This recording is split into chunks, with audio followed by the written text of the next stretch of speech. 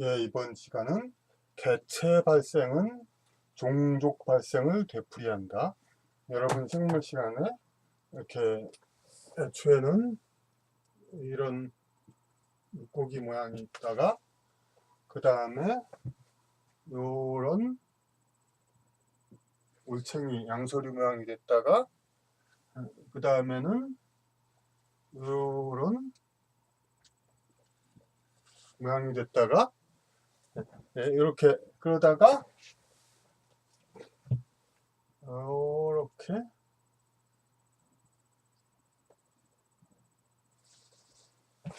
되는 그림들 많이 보셨죠? 그러니까 그 태아에 있을 때는 어류나 비슷한 모양을 했다가 그 다음에 양서류, 올챙이, 뭐 도마뱀, 포유류 같은 기는 동물이 됐다가 그러다가 마침내 이렇게 인간 비슷하게 된다. 이렇게 인간이 태아가 이렇게 되는데 다른 이제 양서류, 포유류, 어류의 태아는 이 상태에서 머무는 거죠. 비슷하죠, 전부.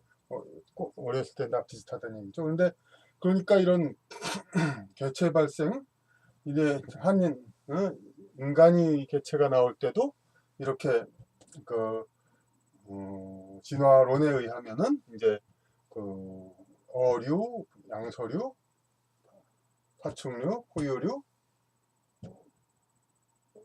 인류 이렇게 올라간다는 얘기죠. 여기서 파충류, 포유류 이제 비슷하니까 겉모양은 물론 조류가 있지만 조류는 포유류보다 결코 더 가득한 것이 아니라 그 저기 파충류에서 똑같이 갈려 나왔죠. 그리고 조류는 어떤 신체만으로 보면은 포유류보다도 더욱더 어찌 보면 굉장히 발달한 그러한 신체를 가지고 있죠. 그러니까 이건 좀 별개로 치고요. 조류는. 하여튼 그건 오히려 여담이고. 근데 이 얘기를 왜 하냐면은 바로 이런 거는 그러니까 영적 관점에서도 이런 똑같은 얘기를 할 수 있다는 겁니다. 그래서 이 단어에서 그 얘기를 하는데 근데 이 단어는 보니까 그냥 앞에 주절주절 그냥 다른 얘기들이 많이 있습니다. 그 결론에만 나와 있는데 그걸 이제 그냥 앞에 얘기들 그냥 읽으면서 그냥 얘기를 정리하도록 합시다. 마이클 뉴턴 박사의 영혼 연구에 의하면 그러니까 영혼 연구하면 의뢰 나오는 사람이니까 인간의 영혼은 현생 인류로의 육체적 진화 이전부터 있었다. 그러니까 먼저 시간에도 얘기했듯이 그 지구상의 생물 진화가 돼서 유인원 비슷한 생물이 있을 때 그때 뭐 인간인지 동물인지 짐승인지 그 일을 깃들은 영혼 그것은 현생 인류의 우리 인간적인 영혼이 아니라 다른 혼이었고 그리고 인간이 쓸만치 우수하게 진화된 다음부터 인간의 영혼이 깃들었다. 그래서 이 연구의 결과입니다. 지구에 아직 인간의 영혼이 들어올 만한 생물이 존재하지 않았을 때, 그러니까 기껏해야 유인원 정도의 생물인데 거기에는 인간의 영혼이 들어와서 활동할 정도의 그런 육체가 되지 않았다는 얘기죠. 않았을 때 타행성에서 외계 인류 혹은 이제 날개를 단 작은 인체 모양의 요정으로 살았다가 지구에 좋은 서식 환경이 조성되자 지구로 들어왔다. 이렇게 이 연구가 그렇게 되어 있습니다. 마이클 뉴턴 박사의 연구. 그러니까 그 어떤 오래된 그 영혼들의 여행 그 책에는 오래된 영혼의 전생을 자꾸 추적하다 보니까 아주 은하계 중심 같은 그런 별이 살았기 때문에 별인데 거기서 날개를 단 그러니까 팅커벨 같은 그런 인간의 몸체인데 날개를 단 몸체 그런 걸로 살았다 그런 전생이 나왔다고 나오죠. 그리고 왜 은하계 중심이냐면 하늘에 별이 아주 그냥 환하게 가득하니까 그렇다는 겁니다. 그렇게 돼서 그러니까 이 지구상에 이제 요정이란 신화 그런 것들이 있는 것들도 결국은 그런 이제 기억들이 있으니까 만들어진 거지. 신화의 동물들도 전부 근거 없는 것들은 아니다 말입니다. 그래서 지구의 인류가 인간 영혼이 깃들 만큼 진화하기 이전까지 모든 진화 과정이 바로 창조의 과정이었으며, 네, 뭐 그렇죠. 뭐 저기 창세기에 7일 만에 세상을 창조했다. 그렇지만은 그 7일이 하나님한테 7일이 인간에게는 지금 인류의 생각으로는 엄청난 세월일 수도 있다. 이렇게 볼 수가 있죠. 그러니까 시간 자체는 어디 뭐 객관적인 아주 완전한 그 잣대가 아닌 거 아니라는 것은 다들 이제 인정되는 사실이니까요. 그렇게 봐야죠. 인간 영혼이 깃든 이후부터 피조물로서의 인간이 지구상에 살기 시작했다. 그러니까 이렇게 얘기한 거는 피조물로서의 인간, 그러니까 그 영성을 더 깊이 들어가면은 인간이 이제 여기 혼이 있다가 이게 여기 신, 영 이렇게 거의 한 사람의 개체 한 사람에게 혼이 있지만은 이게 에고 자아가 있고 그리고 영은 이제 상위자 이렇게 슈퍼에고 그 초자 이렇게 얘기하죠. 근데 이게 심리학적으로 그렇게 얘기하지만 우리가 정신이라고 하는 우리가 신이라는 말은 곧 그런 신을 얘기하는 게 아니라 우리 개개인에게도 다 신이 있죠. 그런 이제 정신이라는 말에 신이 있듯이 신자이듯이 그렇게 해서 그 인간 육체로서의 인간이 이제 지구상에 만들어지는 것도 결국은 그 신의 어떤 그 자기의 신의 영향을 받아서 이제 이루어진 거니까 피조물로서의 인간이란 거는 그 이런 인간 영혼 본질 이걸 얘기하는 게 아니라 이렇게 지구상에 살고 있는 3차원 육체 모양의 그런 인간을 얘기하는 거죠. 이게 피조물로서의 인간이고 이 인간 영혼 그러니까 자기의 신을 포함하는 이 존재는 피조물이라고 볼 수 없고 분화 존재 뭐 그건 여러 가지 얘기할 수 있습니다. 뭐 하나님의 어떤 일부일 수도 있고 하여튼 여러 가지 학설에 보는 관점에 따라 다를 수 있는데 순전히 이제 피조물이라고만 볼 수는 없죠. 여기 이제 영적인 존재로서의 인간은 그러니까 인간의 정신까지도 다 피조물 그렇게 한 건 마치 인간의 정신을 육체와 똑같이 보는 그러니까 오히려 그것은 인간 자체를 전체를 피조물이라고 하는 것은 오히려 그런 인간의 영혼을 육체와 똑같이 보는 관점이니까 오히려 계속 피해야 되는 거고 그 인간의 영적 존재는 오히려 우주의 일부로서 이렇게 존재 그 자체로 존재하는 것이고 피조물로서 인간이 이제 지상에 이렇게 만들어진 거다 이렇게 보는 것이 현재로서 이제 무난한 관점입니다. 불교의 가르침에서와 같이 인간이 여기 좀 뜬금없이 또 딴 얘기가 나오는데 불교의 가르침에서와 같이 인간이 동물로도 환생할 수 있는가는 모든 전생토행의 사례에서 나타나지를 않으므로 과학적 증명은 되지 않았다. 여기서는 일단 그렇게 얘기했습니다. 왜냐하면 여기까지 이제 이 책에 쓸 때까지 관찰한 모든 전생토행 그런 얘기에 대해서는 전부 이제 자기 사례에서 동물이 나왔다 그런 것을 말하는 사람은 이제 학자 의사는 없었으니까요. 근데 아주 드물게 뭐 그런 얘기를 했다 그런 말이 조금 들리고는 있습니다만은 많지는 않죠 지금은. 그러니까 없지는 않다는 게 지금 나오는 얘기입니다. 근데 제가 이제 이 다른 단원에서도 얘기했듯이 인간과 동물의 영혼 교류 체계 그런 게 있어가지고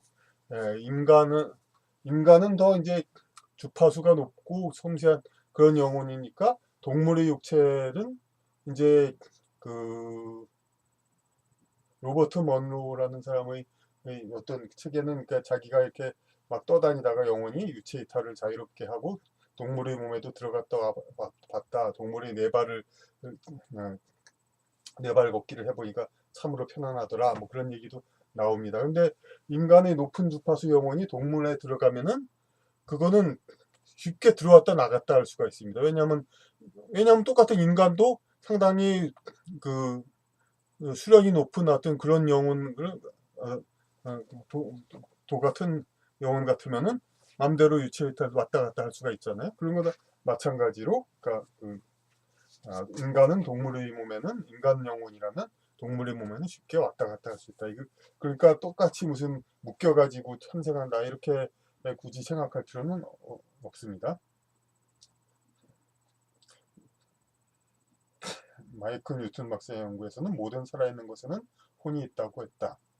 이제 그러니까 짐승뿐만 아니라 개돼지뿐만 아니라 거의 파리, 모기, 아주 날벌레 그런 아주 작은 거에도 다 있다. 그렇게 어떤 그걸 구동하는 그런 이 존재들은 전부 3차원 존재에 있지만 이 물질 세계에 있지만 그것을 구동하는 다른 차원의 존재가 모든 살아있는 것은 다 있다. 그렇게 얘기를 합니다. 인간의 영혼과 동물의 혼은 본래부터 다른 것이며 불교에서 인간이 동물로 윤회한다는 것은 기독교에서 불구덩이 지옥을 가르치는 것과 마찬가지로 경각심을 주려는 방법이며 그 동물의 성향이 있는 인간으로 태어난다는 상징적인 비유라고 했다. 어쨌든 하나의 학설에서 이렇게 나옵니다.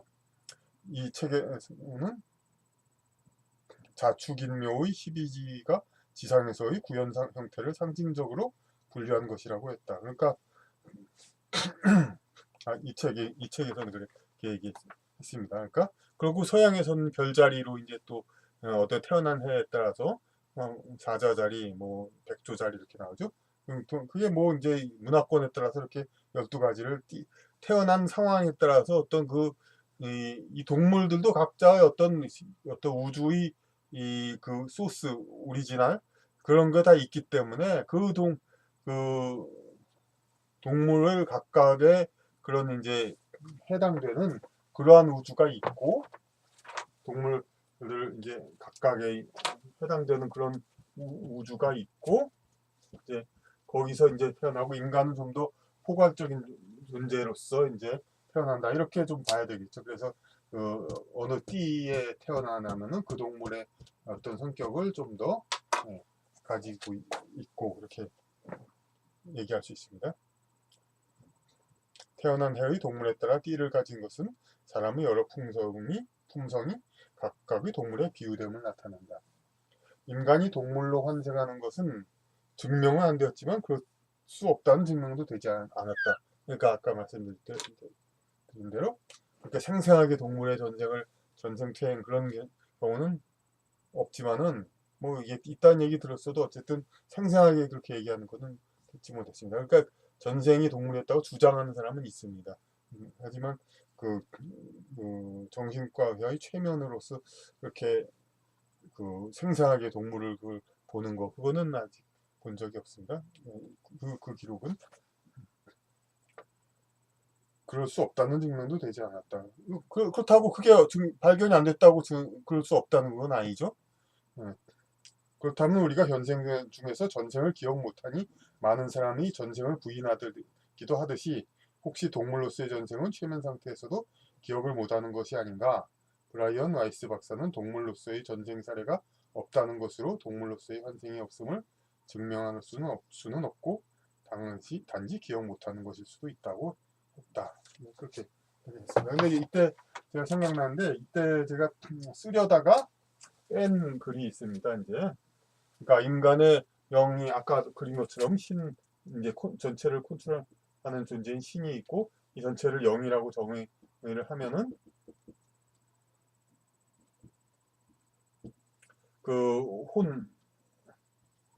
혼이 생성돼 가지고 지구상에 태어나고 이것이 한 생을 살고 다시 들어오면은 다른 혼을 또 생성해서 지구상에 살다 오고 그럽니다. 그러니까 지구상에서 작용하는 거, 동작하는 거는 이 전체의 초자 전체의 일부라는 겁니다.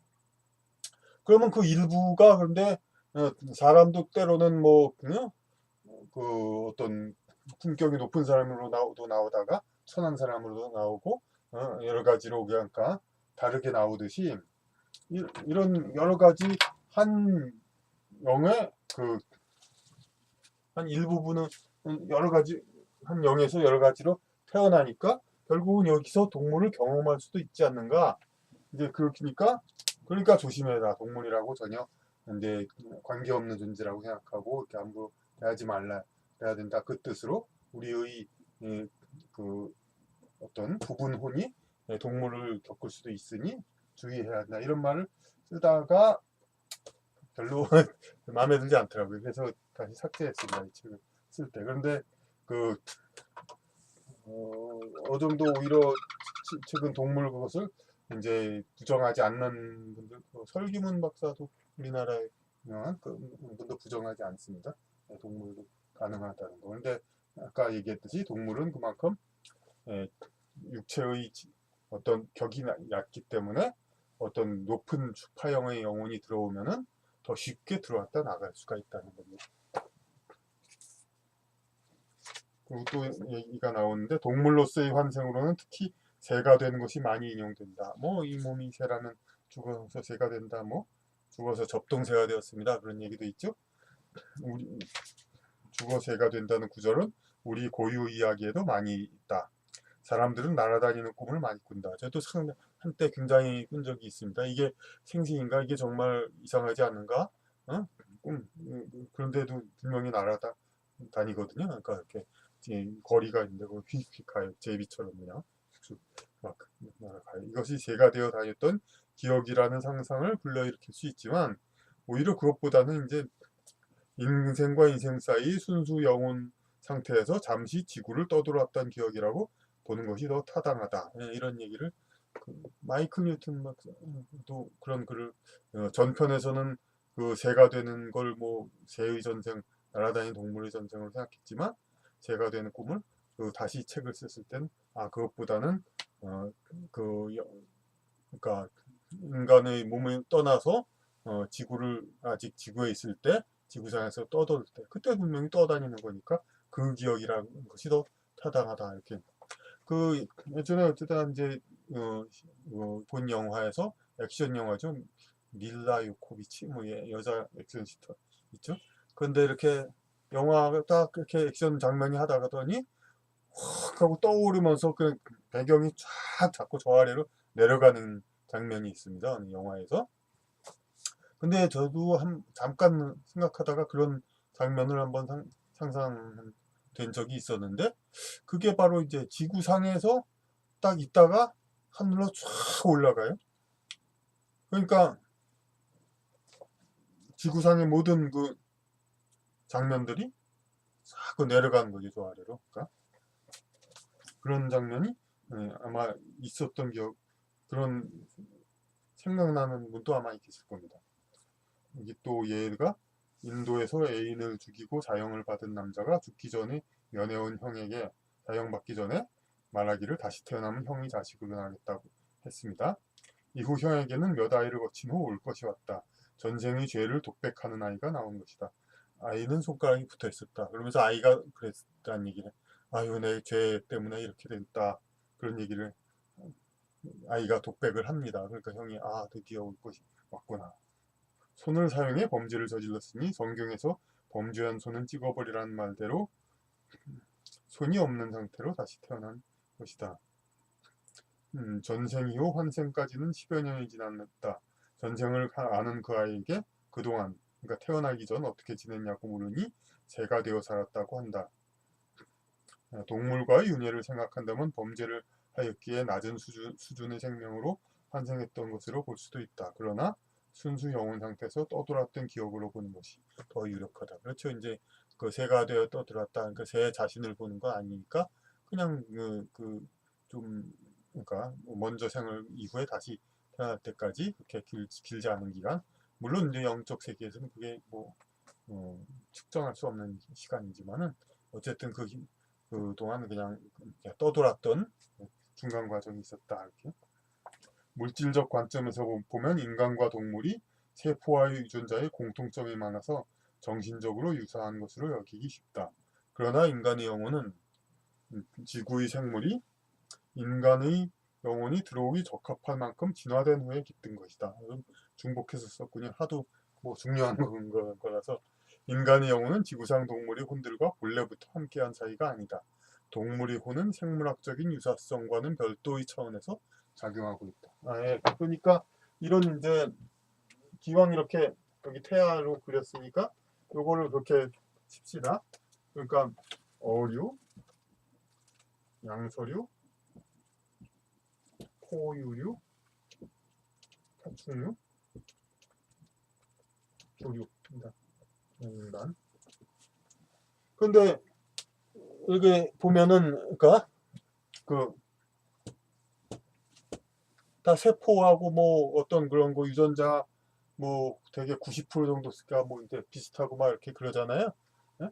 그러니까 어떤 물질들적으로는 전부 그러니까 상통하는 뭐가 있어요. 그러니까 전부. 그러니까 그걸 가지고 그거를 상통하다고 볼 수가 없다 이겁니다. 이제 그러니까 인간이 이렇게 보면은 뭐 여러 가지 생물들 중에 포유류의 일부이거든요.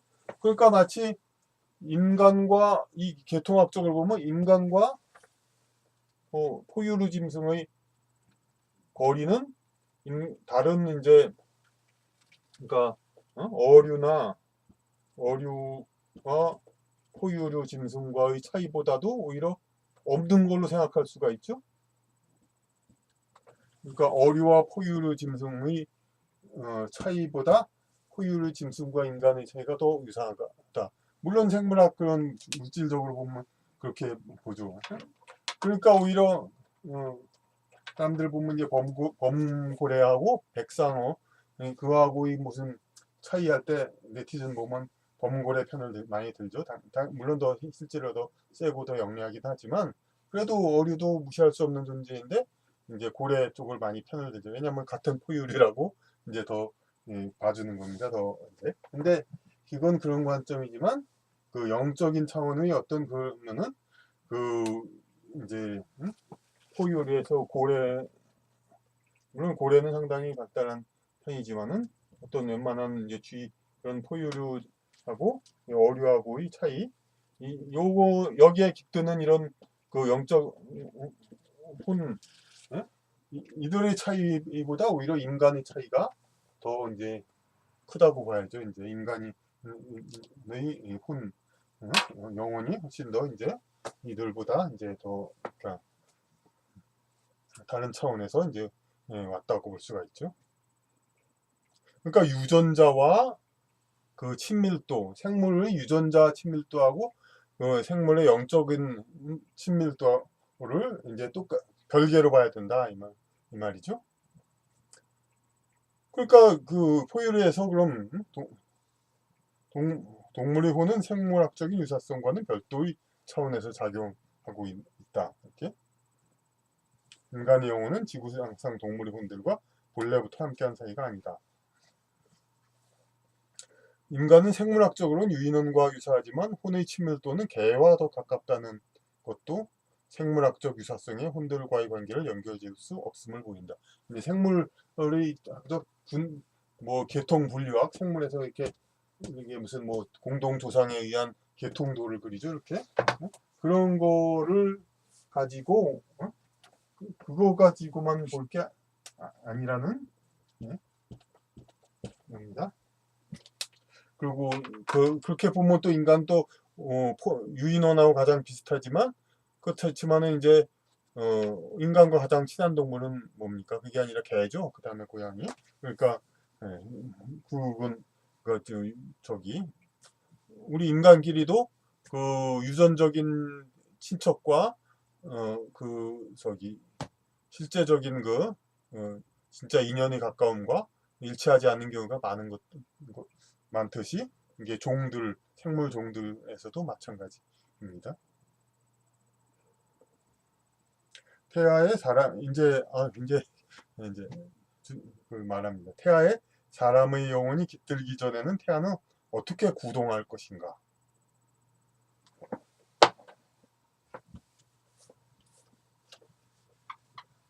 태아를 구동이란 말은 좀 어려운데 사실 영어가 더 쉽죠. 드라이브 한다. 그리고 구동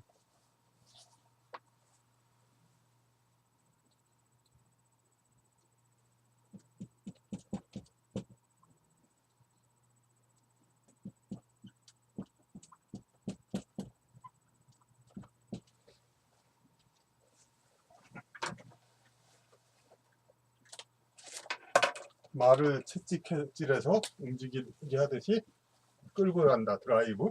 그러니까 그렇게 그러니까 육체가 있는데 그것을 드라이브 이제 구동시키는 것은 그건 저기 그 영혼적 존재다.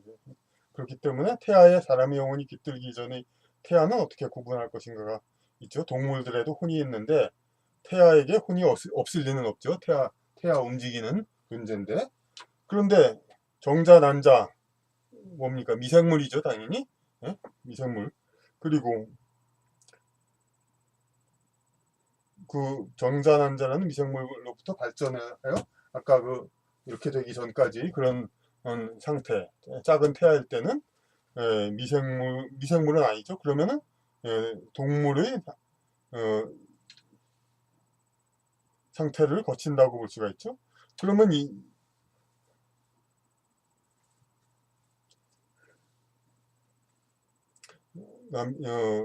인간의 모양을 갖추기 전까지는 태아가 그 전까지는 동물의 상태나 마찬가지다 이거죠. 그럼 그때까지 거기 구동시키는 그 영적 존재는 인간의 영혼이 아니라 그 동물의 그 혼적 존재 그렇게 볼 수가 있죠. 그러니까 요새도 낙태죄 그러니까 있다 없다만 말이 많은데 그 근거가 낙태죄 초기 낙태는 죄를 주지 말자 그런 근거가 이제 임신을 하자마자 인간의 영혼이 들어온 건 아니니까요. 그러니까 미생물이 혼이었다가 점차 작은 동물, 그러니까 그러다가 이제 동물과 마찬가지의 혼이 이제 태아를 구동하다가 그 다음에 인간 형체가 갖춰지니까 그제서야 인간의 혼이 들어오는 거죠.